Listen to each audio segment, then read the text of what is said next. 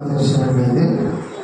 దేవుడు తన వాక్యము ద్వారా మనతో మాట్లాడే వారిగా ఉన్నారు. ఒక వ్యక్తి ఆయన వాన ప్రయాణమై ఒక నావలో వెళ్తున్నాడు.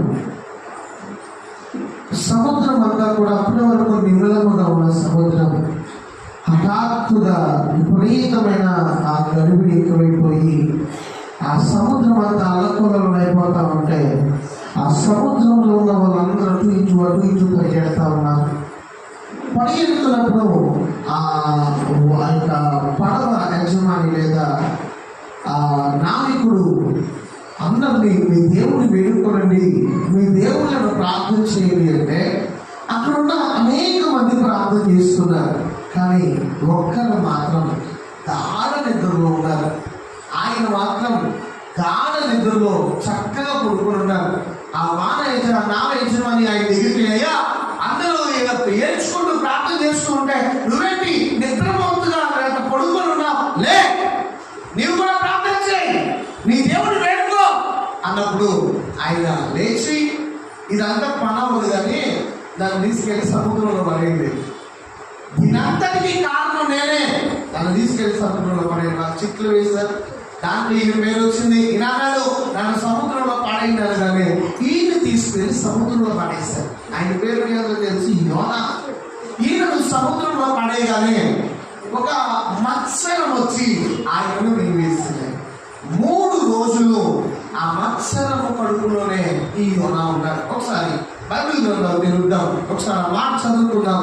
యోనా గ్రంథం 1వ అధ్యాయం 17వ వచనం. యోనా గ్రంథం 1వ అధ్యాయం 17వ వచనం. గొప్ప మత్స్యము ఒకటి యోనాను మింగవలెనని యెహోవా నియమించి ఉండగా యోనా 3 దినములు ఆ మత్స్యము యొక్క కడుపులో ఉండెను. దేవునికి స్తోత్రం. ఉత్సాహ శబ్దమా, ఆనంద శబ్దమా, హల్లెలూయా.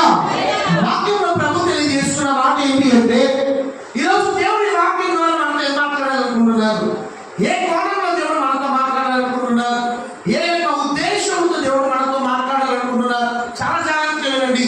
వాక్యమైన దేవుడు తెలియజేస్తున్న మాట ఏంటి అంటే ప్రశ్నతో నా వాక్యాన్ని ప్రారంభిస్తాను. యోనా 3 దినములు ఆ మత్స్యము కడుపులో ఏం చేశాడు? కొంచెం గట్టిగా. యోనా 3 దినము చేప కడుపులో ఏం చేశాడు? Very good. ఏం చేశాడు? ప్రార్థన చేశాడా? అలానే ఉందా బైబిల్లో? ఒకసారి చూద్దాం. ఆ యొక్క 2వ అధ్యాయం 1వ వచనం. 2వ అధ్యాయం 1వ వచనం. ఆ మత్స్యము కడుపులో నుండి యోనా యెహోవాకు ఇలా ప్రార్థించెను. దేవునికి స్తోత్రం. ఇంగ్లీష్ లో రాయబడి ఉన్న మాట ఏంటంటే then Jonah prayed unto the Lord his God. వాక్యంలో రాయబడిన మాట ఏంటి అంటే ఆ యొక్క 1వ అధ్యాయం 17వ వచనంలో 3 దినముల పాటు యోనా మత్స్యం కడుపులోనే ఉన్నాడు. 3 దినముల పాటు దాని కడుపులోనే ఉన్నాడు. 2వ అధ్యాయం 1వ వచనంలో రాయబడిన మాట ఏంటి అంటే then Jonah అప్పుడు యోనా ప్రార్థించడం ప్రారంభించాడు. 3 దినముల పాటు యోనా ప్రార్థన చేయలా, యోనా దేవుడికి విజ్ఞాపన చేయలా. కానీ 3 దినాల తరువాత యోనా ప్రార్థన చేయడం ప్రారంభించాడు. అంటే 3 దినములు యోనా ఏం చేశాడు చెప్పండి? ఏం చేశాడు? మీరు ఎక్కడికో పెద్దగా ఆలోచించుకునే పని లేదు, చిన్న జవాబులే. యోనా ఏం చేశాడు? అమ్మ మిమ్మల్ని తీసుకెళ్ళి ఒక ముళ్ళ మధ్యలో పడేస్తే ఏం చేస్తారు చెప్పండి? ఏంటి ఏం చేస్తారు? పడిపోయి దొరుకుతారు అంటే ఇటు బాగా తెచ్చుకొని ప్రార్థన చేస్తారు. ముళ్ళలో పడిపోయి ప్రార్థన చేస్తారా మీరు? మనం ఎక్కడైనా జైల్లో ఉన్నాం అనుకోండి, ఎవరైనా మనం బంధించారు, కిడ్నాప్ చేశారు, ఏం చేస్తారు? అదే తప్పించుకోవడానికి ప్రయత్నిస్తామని. ఈ 3 దినములు యోనా దాని కడుపులో ఏం చేస్తారు? తప్పించుకోవడానికి ఏం చేస్తున్నారు? ఎలా బయటకు రావాలి, ఎలా వెళ్ళాలి అని 3 రోజులు ప్రయత్నిస్తున్నాడు. ఈరోజు వాక్యం వింటున్నా మీతో దేవుడు మాట్లాడుతున్న మాట ఏంటి అంటే మన జీవితంలో సమస్యలు వచ్చినప్పుడు, ఇబ్బందులు వచ్చినప్పుడు, ఇరుకులు వచ్చినప్పుడు, వ్యాధులు వచ్చినప్పుడు, శోధనలు వచ్చినప్పుడు మనం చేస్తున్న పని ఏంటంటే తప్పించుకోవడానికి చూస్తాం. ఈ సమస్యను ఎలా అధిగమించాలి, ఈ శోధనను ఎలా అధిగమించాలి, లేకపోతే ఇబ్బందులు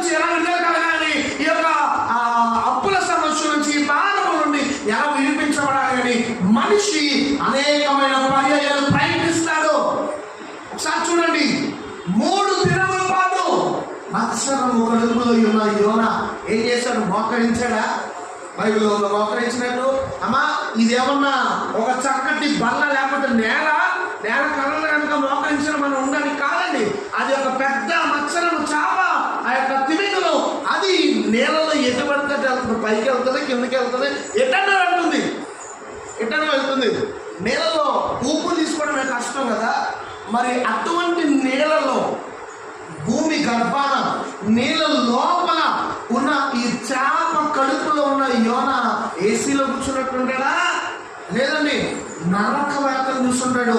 ఓ పక్కన చెమట్లో, ఓ పక్కన ఘోరమైన కంపు వస్తూ ఉంటుంది దీని లోపల. ఈ కంపును పడలేక, ఈ చెమట పడలేక 3 దినాలు నరకం చూస్తుంటాడు. ఎలా తప్పించుకుందామో చూస్తుంటాడు, ఎలా అధిగమించాలో చూస్తుంటాడు, ఎలా బయటకు రావాలో చూస్తుంటాడు. ఈరోజు వాక్యమేనా నీతో నాతో దేవుడు మాట్లాడుతున్న మాట ఏంటి అంటే, మన జీవితంలో ఎదురవుతున్న ప్రతి సమస్యను అధిగమించాలి అంటే, ప్రతి శోధనను విడుదల కలిగించబడాలి అంటే, ప్రతి సమస్యలో కూడా దేవుడు మనం నడిపించేవాడు. అలా నడవాలి అంటే యోనా చేసిన ఒక పని మనం చేయాలి. ఏం చేశాడో తెలుసా? 3 రోజుల తర్వాత దేవునికి ప్రార్థించి ఒక చక్కటి మాట అక్కడ రాయబడి ఉంది. అప్పటి వరకు తప్పించుకోవడానికి ప్రయత్నించిన యోనా అప్పుడు ప్రార్థన చేస్తున్నాడు. యెహోవా సన్నిధిలో తర్షీషు పట్టణమునకు యోనా ప్రార్థన చేస్తున్నాడు. ఉపద్రవముల నుండి యెహోవాకు మనవి చేయగా ఆయన నాకు ప్రత్యక్షం ఇచ్చను. పాతాళ గర్భముల నుండి నేను కేకలు వేయగా నీవు నా ప్రార్థన అంగీకరించున్నావు. నీవు నన్ను అగాధ సముద్ర గర్భములో పడవేసి ఉన్నావు. ప్రవాహములు నన్ను చుట్టుకొని ఉన్నవి నీ తరంలో అని యోనా ప్రార్థన చేస్తూ ఆఖరికి వచ్చేసరికి బైబిల్ గ్రంథంలో రాయబడిన వార్త యోనా గ్రంథం 2వ అధ్యాయం 9వ వచనం, యోనా చేసిన ఒక్క పని తన చరిత్రను మార్చేసింది. యోనా చేసిన ఒక్క పని దేవుడు తన జీవితాన్ని ఆ యొక్క వేదనకరము నుండి, నరకము నుండి ఆయన యోనాను బయటకు పడేశాడు. చేప కడుపులో ఒక రకంగా నరకం లాంటిదేనండి. దాంట్లో నుంచి దేవుడు బయటపడేశాడు. యోనా చేసిన పని 2వ అధ్యాయం 9వ వచనం. అందరూ కలిసి చదువుదామా? కృతజ్ఞత స్తుతులు చెల్లించి దేవునికి స్తోత్రం. చేప కడుపులో ఉన్న యోనా ఇప్పటి వరకు ప్రార్థన చేశాడు, కానీ ఆఖరిన ఆయన చేసిన పని ఏంటి అంటే థ్యాంక్ యూ ఫాదర్. కృతజ్ఞత స్తుతులు చెల్లించాడు. అలా ఏం చేశాడు? చేప కడుపులో ఉండి ఏమే పొందుకున్నాడని కృతజ్ఞతలు తెలియజేశాడు. ఏ కార్యాన్ని పొందుకున్నాడని కృతజ్ఞతలు తెలియజేశాడు.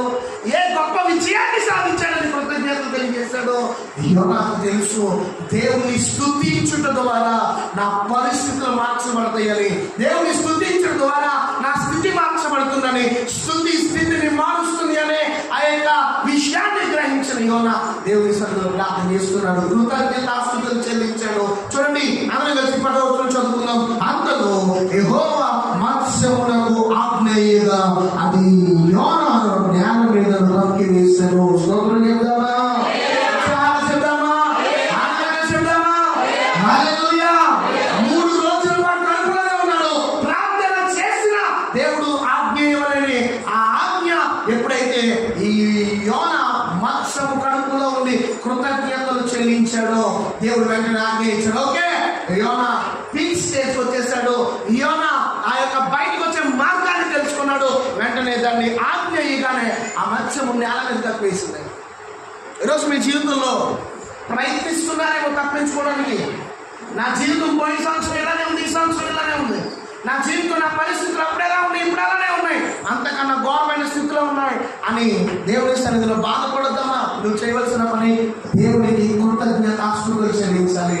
ఈరోజు ఆనందంగా ఉన్నప్పుడు, సంతోషంగా ఉన్నప్పుడు, సమృద్ధిగా ఉన్నప్పుడు ఎవరైనా చెప్తారు. నువ్వు చెప్పేదే ఉంది. వేదనలో, ఇబ్బందుల్లో ఉన్నప్పుడు కూడా దేవునికి కృతజ్ఞతాస్తుతులు చెల్లిస్తే నీ స్తుతుల ద్వారా నీ పరిస్థితులను దేవుడు మారుస్తాడు. నీ స్తుతుల ద్వారా నీ స్థితిని దేవుడు మారుస్తాడు. నీ స్తుతుల ద్వారా నీ యొక్క కుటుంబ జీవితాన్ని దేవుడు ఉన్నతంగా ఆశీర్వదించేవాడిగా ఉంటాడు. యోనా చేసిన పని ఆ మత్స్యము కడుపులో ఉండి దేవునికి కృతజ్ఞతలు చెల్లించడం ప్రారంభించాడు. ఈరోజు ఎంతమంది మీ జీవితాలను బట్టి, ఎంతమంది మీ పరిస్థితులను బట్టి కృతజ్ఞతలు తెలియజేస్తున్నారు? దోమ కాటుకి లక్షల మంది చనిపోతున్నారంట సంవత్సరానికి. ఒక దోమ కాటు వేస్తే, ఒక దోమ కుడితే లక్షల మంది సంవత్సరాలు చనిపోతున్నారు. మరి నిన్ను నన్ను రాత్రులు పడుకుని నెల్లుగా పడుతున్నాయి.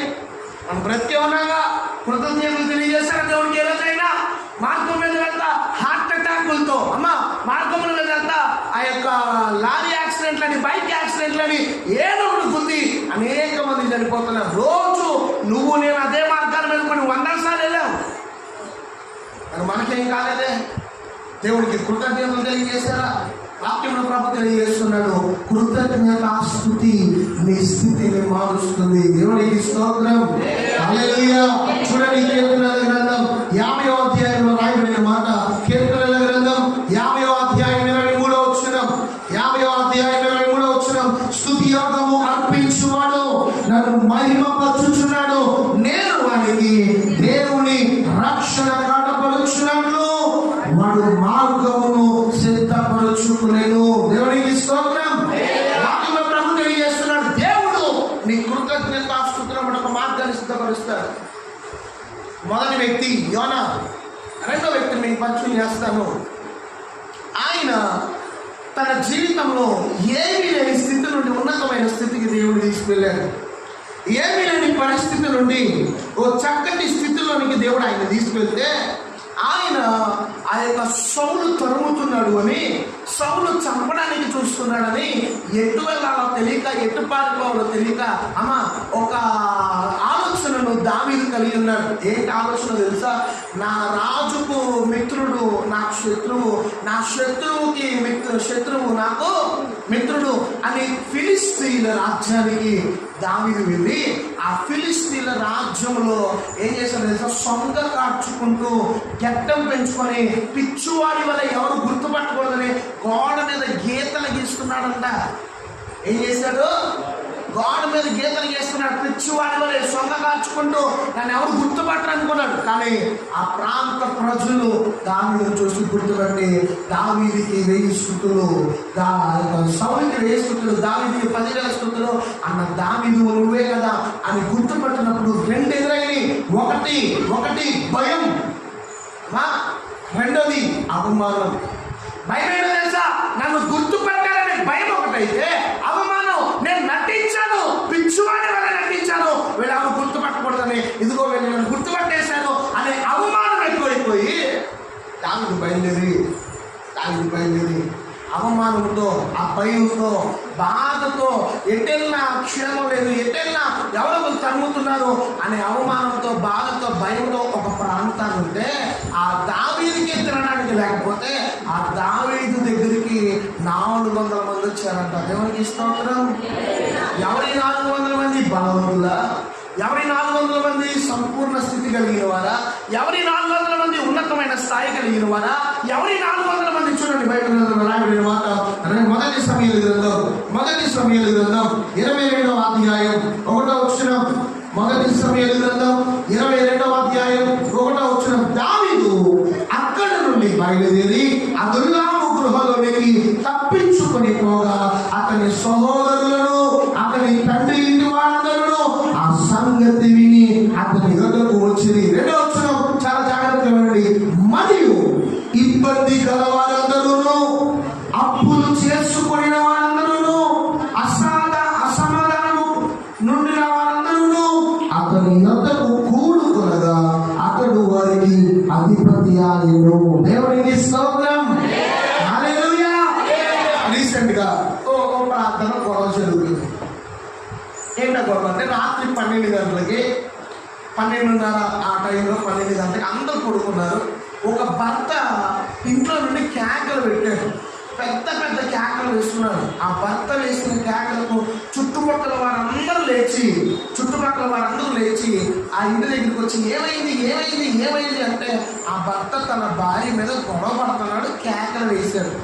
ఒక ఆయన వచ్చి అడిగాడు, ఆయన పక్కన కూర్చొని, ఏమైంది, ఎందుకు కేకలు వేస్తున్నావు అని అడిగితే ఆయన అన్నాడు, మా ఆవిడ నన్ను కొడుతుందండి. అమ్మా ఏమన్నాడు? ఇప్పుడు వచ్చిన ఆయన ఏమన్నాడు తెలుసా? మా ఆవిడ కూడా రోజు నన్ను కొడద్దు, నేను అరిచాను నీలాగా, నేను చెప్పుకున్నాను నీలాగా అనగానే ఎవ్వరు కాళ్ళు వెళ్ళిపోయారు. అంతా సైలెంట్ అయిపోయింది. ఈ ఇద్దరు బాధితులు కూర్చొని మాట్లాడుతున్నారు. అమ్మా ఇప్పుడు వరకు అరిచాడు కదా, ఎవరైతే ఇంకో ఆయన వచ్చి ఇందుకో మా ఆవిడ నన్ను కొడుతుంది నేను చెప్పుకుంటానా అని అన్నాడు, ఇద్దరు కలిసి ఒక దాని మీద కనెక్ట్ అయ్యారు. అమ్మా ఇద్దరు బాధితులు కలిసి కూర్చొని ఇప్పుడు మాట్లాడుకోవడం ప్రారంభించారు. ఇంకా అందరూ వెళ్ళిపోయి పడుకున్నారు, అక్కడ ఏ డిస్టర్బెన్స్ లేదు. ఎందుకు ఈ విషయాన్ని చెప్పానంటే, ఎవరైనా ఇద్దరు ఒకే దాని మీద లేకపోతే ఒకే దాని మీద ఉంటే వాళ్ళిద్దరి అభిప్రాయాలు కలుస్తాయి. ఒకడు బాధలో ఉన్నాడు, ఇంకొక బాధలో ఉన్నాడు, వాడి దగ్గరికి వెళ్తే అక్కడ మాటలు ఉంటాయా? అక్కడ లేకపోతే ఏదైనా ఉంటుందా? వీడు బాధపడతాడు, వాడు బాధపడతాడు, వీడు బాధపడతాడు, వాడు బాధపడతాడు. ఇప్పుడు చూడండి, ఈ బాధపడుతున్న దావీదు దగ్గరికి, అసలే తినడానికి లేని దావీదు దగ్గరికి, ఎట్టెలాలో వెళ్ళలేని ఆ యొక్క స్థితిలో ఉన్న దావీదు దగ్గరికి, అవమానంలో ఉన్న దావీదు దగ్గరికి ఎవరు వెళ్ళారు? బలవంతులు వెళ్ళారా? డబ్బున్న వాళ్ళు వెళ్ళారా? సమాధానం కలిగిన వారు వెళ్ళారా? కాదండి. బైబిల్ గ్రంథంలో రాయబడిన మాట, ఇబ్బంది గలవారు, ఇంకా అప్పులు చేసిన వారు, ఇంకా అసమాధానం కలిగిన వారు అతని యొద్దకు కూడుకొనగా అతడు వారికి అధిపతాయను. అతని యొద్దకు ఎక్కువ తక్కువ 400 మంది వచ్చి ఉండేది. దేవునికి స్తోత్రం, హల్లెలూయా. దావీదు అధిపతి ఎవరికయ్యారు తెలుసా? అసమాధానం కలిగిన వారికి అధిపతి అయ్యాడు, ఏడుస్తున్న వారికి అధిపతి అయ్యాడు, అప్పులు చేసిన వారికి అధిపతి అయ్యాడు. ఈ అందరూ కలిసి 400 మంది కూడుకొని వాడు చేసిన పని ఏంటో తెలుసా? ఆ కూడుకున్నప్పుడు దావీదు కీర్తన రాస్తాడు. అనేక మంది ఈ స్థితిలో ఉన్నప్పుడు దావీదు కీర్తన రాస్తాడు. వాళ్ళందరూ కలిసి చేసిన ఒక పని వారి స్థితిని మార్చివేసింది. వాళ్ళందరూ చేసిన పని వారి పరిస్థితి మార్చివేసింది. చూడండి, బైబిల్ గ్రంథంలో దావీదు రాసిన కీర్తన 34వ అధ్యాయం, దావీదు రాసిన కీర్తన 34వ అధ్యాయం, దాని పైన హెడ్డింగ్ ఎవరైనా చదువుతారా? 1వ వచనం పైన చిన్న అక్షరాలతో ఒక మాట రాస్తున్నా, చదవండి ఒకసారి. దావీదు ఆకీషు ఎదుట వెర్రివాని వలె, చదవండి.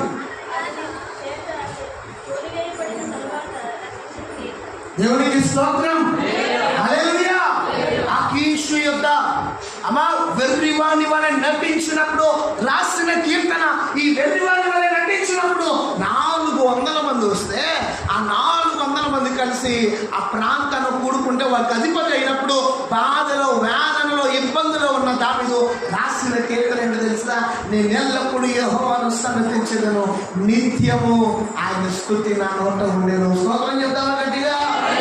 చదవండి, మొదటి వచ్చిన 34వ కీర్తన మొదటి వచ్చిన. నేను ఎల్లప్పుడూ యెహోవాను సన్నతించెదను, నిత్యము ఆయన కీర్తి నా నోట ఉండెను.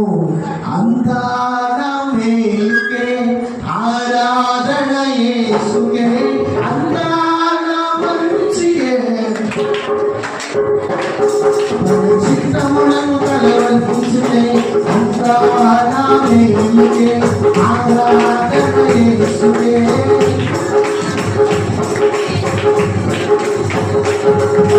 చిత్తములను కలవరించునే, ఆరాధన ఆత్మలు స్తుతించుట మాటలు, ఆరాధన ఆత్మలు స్తుతించుట మాటలు, స్తుతించుట మాటలు.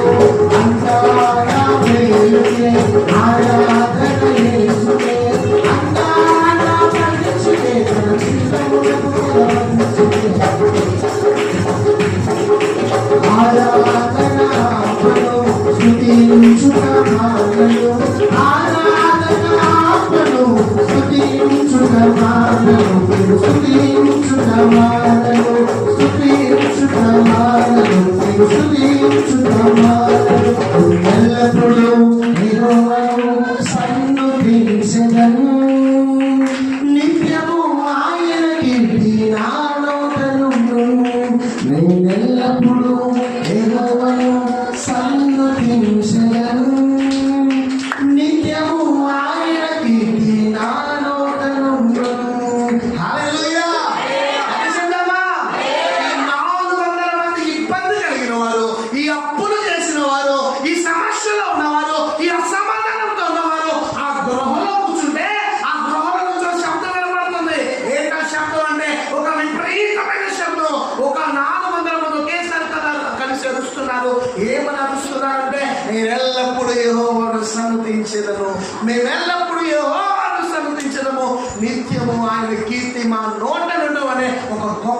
శబ్దము, ఒక గొప్ప కీర్తన ఆ లోపల నుంచి వినపడుతుంది. వారు చేస్తున్న పని, అప్పుల్లో ఉన్న ఈ ప్రజలు, బాధల్లో ఉన్న ఈ ప్రజలు, ఇబ్బందుల్లో ఉన్న ఈ ప్రజలు దేవుణ్ణి స్తుతిస్తున్నారు. స్తోత్రం చేద్దామా? హల్లెలూయా! ఆనందంగా స్తుతిస్తున్నారా లేకపోతే సంతోషంతో పాడుతున్నారు? లే, తినడానికి కూడా లేక అమ్మా ఇబ్బందుల్లో ఉండి వారందరి నోట్ల చిరునవ్వు ఉంది. వారి మనస్సు బాధగా ఉన్న వారందరి నోట్ల చిరునవ్వు ఉంది. ఆ చిరునవ్వుతో ఈ కీర్తన దావీదు రాసిన అనేక మంది పాడుతున్నారు. వారి పరిస్థితులు మార్చబడ్డాయి. చూడండి 2వ వచనం నుంచి, యెహోవాను బట్టి నేను అతిశయించుచున్నాను, దీనిలో దాన్ని విని సంతోషించెదను, నాతో కూడా యెహోవా ఘనపరచుడి, మనము ఏకముగా కూడి ఆయన నామమును గొప్ప చేసేదము. దేవునికి స్తోత్రం. హల్లెలూయా! లోపల వారు చేసుకున్న పని దేవుని ఆరాధిస్తున్నారు. వారి స్థితి, వారి స్తుతి వారి స్థితిని మార్చింది. అదే దావీదు ఇశ్రాయేలుకు రాజు అయిపోయాడు. బాధలో ఉన్నప్పుడు కూడా దేవుని ఆరాధిస్తున్నాడు. ఈరోజు మాట చెప్పాలని ఆశపడుతున్నారమ్మా. నీ అప్పులను బట్టి బాధలో ఉన్నావా? అసమాధానంగా ఉన్నావా? కుటుంబ పరిస్థితులను బట్టి ఇబ్బంది పడుతున్నావా? చెప్పలేని సమస్యలతో ఉన్నావా? వాక్యంలో ప్రభు తెలియజేస్తున్నాడు, దేవుని మందిరంలో ఉన్న నీవు, దేవుని సన్నిధిలో ఉన్న నీవు ఆయన ఆనందంతో, ఉత్సాహంతో నీ బాణాన్ని పక్కన పెట్టి మంత్రంలో కళ్ళు మూసుకొని ఆయన స్తుతించడం ప్రారంభించావా? నీ పరిస్థితి యేసు నామములో మార్చబడుతుంది. నీ స్థితి యేసు నామములో మార్చబడుతుంది. ఉన్నతమైన కృపతో నీవు నీ కుటుంబం నింపబడతారు. స్తోత్రం చేద్దామా? హల్లెలూయా! 2వ వ్యక్తి దావీదుని చూస్తాం. 3వ వ్యక్తిని చూద్దాం.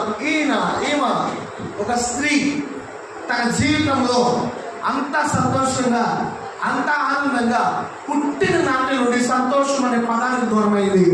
పుట్టిన నాటి నుండి ప్రేమ అనే పదానికి దూరమైంది.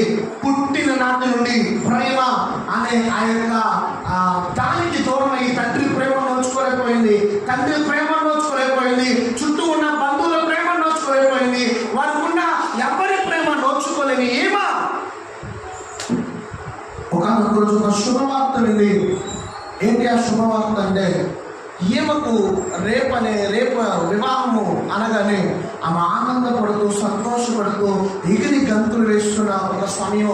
ఏంటి ఆ సమయం అంటే, ఇప్పటి వరకు నా తండ్రి ప్రేమ నేను నోచుకోలేకపోయాను, ఇప్పటి వరకు నా కుటుంబం వారి ప్రేమ నేను నేర్చుకోలేకపోయాను, ఇప్పటి వరకు నా సమాజం వారి ప్రేమ నేను నేర్చుకోలేకపోయాను, కానీ ఇప్పుడు నన్ను కట్టుకుని నా భర్త నన్ను ప్రేమిస్తాడు, నన్ను కట్టుకుని నా భర్త నన్ను ఆదరిస్తాడు, ఆయన ప్రేమను నేను నోచుకోవచ్చని ఆమె పెళ్లి చేసుకోగానే, పెళ్లి చేసుకున్న రోజే ఆ భర్త ఏమంటున్నాడు తెలుసా? ఐ హేట్ యూ, నువ్వు నాకు ఇష్టం లేదు, నేను అసలు నేను ఇష్టపడ్డా అని భర్త అంటే ఆమె స్థితి ఎలా ఉంటుంది?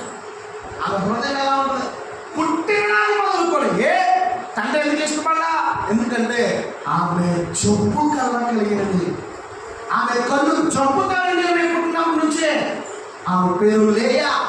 తండ్రి ప్రేమను నోచుకోలేకపోయింది, తల్లి ప్రేమ నోచుకోలేకపోయింది. ఉన్న తోడు ప్రేమిస్తుందా అంటే ఆ అందం చాలా అందగత్తే, ఈమె చూస్తే జబ్బు కలదే, ఈమె దగ్గరికి ఎవరు ఎవరు చూడరు.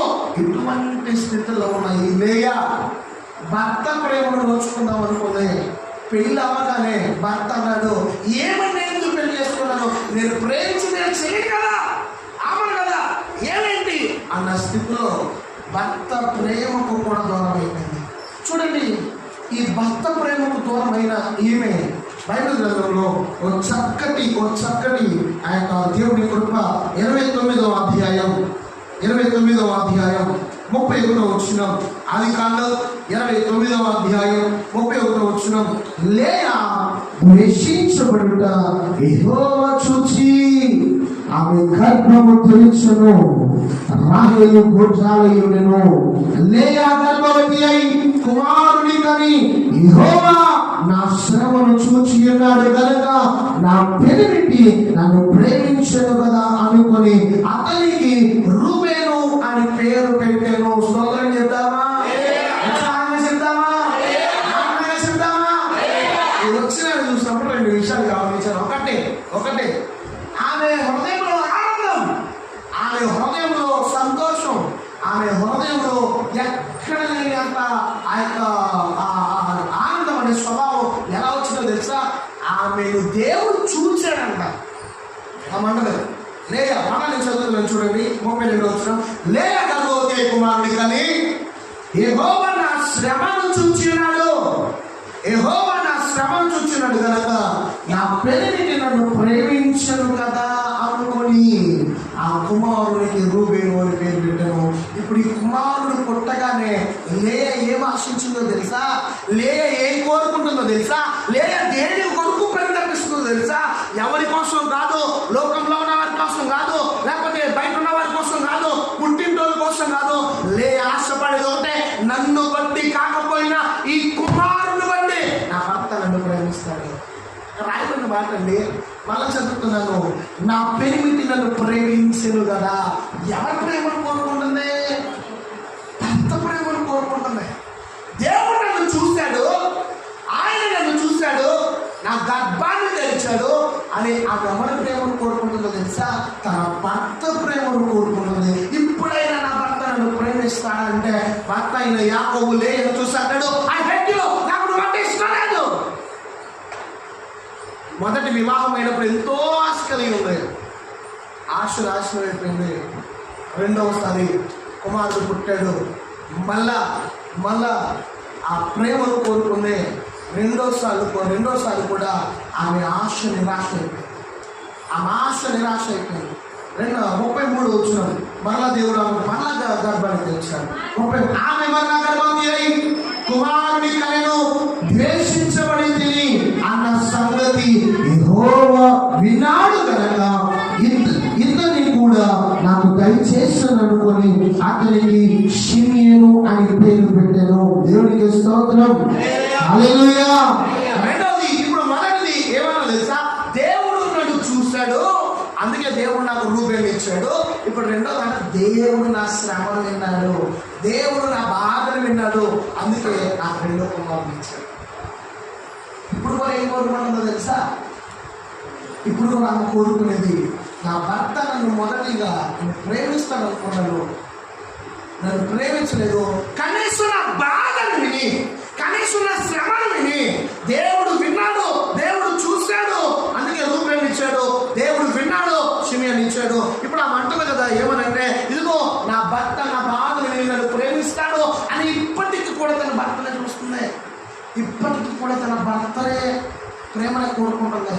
కానీ భర్త అంటాడు మూడోసారి అయితే ఒక వ్యక్తిని నువ్వు ఎంతగానో ప్రేమిస్తున్నావు, నువ్వు ఎంతగానో ఆదరిస్తున్నావు, ఆ వ్యక్తి నువ్వు ఎంత ప్రేమించినా నిన్ను వద్దు, నిన్ను కాదు అనుకుంటున్నాడా? అమ్మా చూడండి, ఇక్కడ లేయ చేస్తున్న పని ఏంటంటే, తన భర్తను ఎంత ప్రేమించిన వద్దు అనుకుంటున్నాడు, కాదనుకుంటున్నాడు. తన ప్రేమంతా ఎవరి మీద ఉంది? తన చెల్లి మీద ఉంది. లేయ మీద లేదు, జబ్బు కల కలిగింది. అయినా సరే 2 కుమారులు పుట్టారు. దేవుడు చూశాడు, దేవుడు విన్నాడు అనుకుంది. నా భర్త కూడా నన్ను వింటాడు, నా గురించి వింటాడు, నా ప్రేమను వింటాడు అనుకుంది.